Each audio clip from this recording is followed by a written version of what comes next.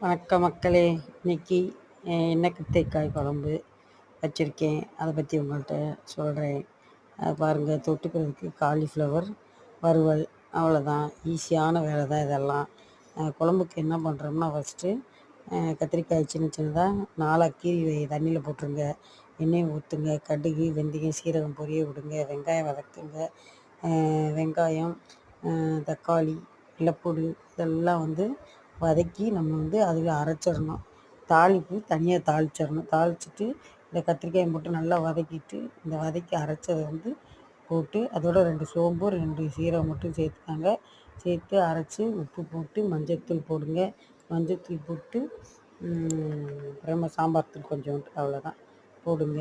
போட்டு நல்லா அப்படியே வதக்கி விட்டுட்டு நம்ம அரைச்ச மசாலையை ஊற்றி வச்சுங்க. சூப்பரான எண்ணெய் கத்திரிக்காய் குழம்பு. தேங்காயே தேவையில்லை, அவ்வளோ அழகாக நல்லா டேஸ்ட்டாக இருக்கும்.